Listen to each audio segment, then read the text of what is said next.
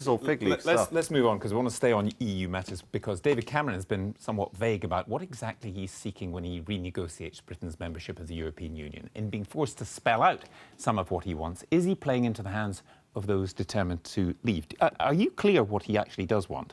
Oh, yes, it's very clear. I mean, there are 4 points, and all of them are quite vague, except one, which is the difficult one, is limiting the right of intra-Europeans worker for welfare in Britain, which the Eastern European might veto, but everything is very vague, and it's acceptable for Europe. For Europe, the priority is to keep the British in, because we need the British as much as the British need us, because without us there'll be nothing, and without them we'll be not as strong. And so the approach of Cameron, I think, is good, because 28th of December the European Council will agree on the British wish list, and then we can have a referendum in 2016 and get this issue out of the way, and it'll be like in Scotland, where the business people will make the case to stay in.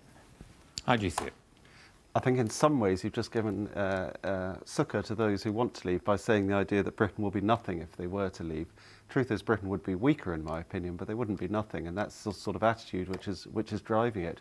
What does Cameron want? What Cameron wants is very easily. He wants to win the referendum and keep Britain in Europe, and he's trying to find the way to do that, the device to do that. They'll get enough, I think, to do it. They'll go to the country. At the moment, the polls look very close, maybe 4% in it, which is alarming.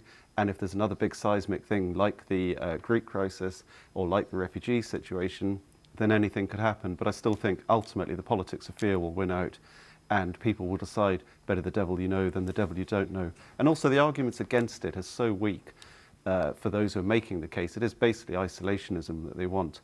And there's no real sort of vigour in the idea that they want Britain to be this fantastic independent place. It's just they're saying we don't really like being dictated to by Brussels, but then they'd just be dictated to by Westminster. What do you think? Well, I mean, I don't know if Mr. Cameron's been very clear, and I suppose he can't. He's been kind of specifically vague, from July onwards, and now he's being vaguely specific. I just don't know what he means. What does Britain really want with Europe? Does it just want a free trade area, no labour mobility, no regulation from Brussels, and you get to just self-select whatever little bits that you want. You cherry-pick everything, which obviously the other 27 members are not going to allow. Or do you want really to have a European Union? I agree with Ian. I think it's in a world in which we're talking, the Americans are talking about TTIP, this new trade pact. Transatlantic trade pact. We are talking about big trade deals, and big trading blocs are those that rule.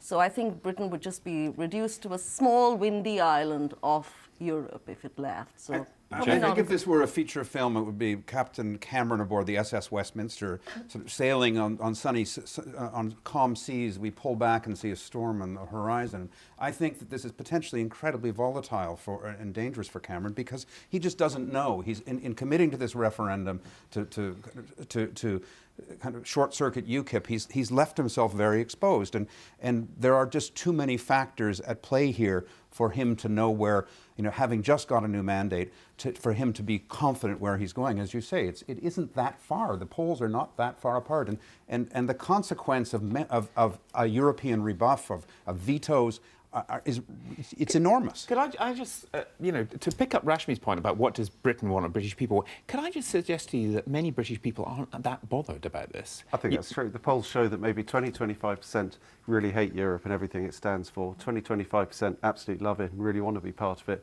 The big majority, 50%, 60%, maybe in the middle, don't really think about it very much. And they're the people who need to be persuaded.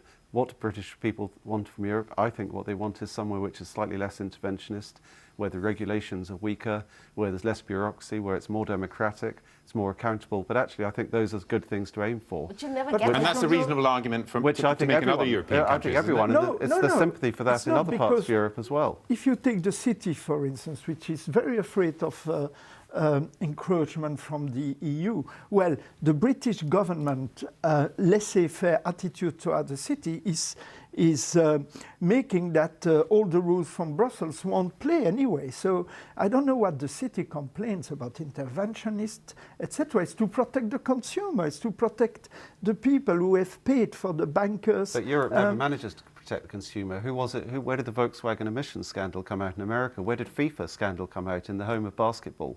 Because Europe is hopeless at protecting Europe consumers. is not hopeless to think. Without Europe, what you will have, the consumer will not be protected at all. And Well, the courts of human rights... I don't support pulling out, but you can have consumer protection without Europe. And actually, You cannot. Europe is Straight actually in bananas. hock to the lobbyists as much as any other country. But the other argument, do you see any virtue in the other argument which goes, if we were out of the European Union tomorrow, we'd still be so affected by it because our trade is there and our relationships are there and it's 30 miles away across the channel. In other words, we could opt out, but we'd still be affected in the way that Norway's affected. I don't think that's true at all, and I think that the reality is, and I think this is true for separatists in Spain, I think, and potentially even for Scotland, that in a globalized world, each barrier is an impediment to competitiveness, and as much as we may not like the reality of it, it is what we're facing, and so to put up walls, to draw lines is never a good thing in the nature of today's economy.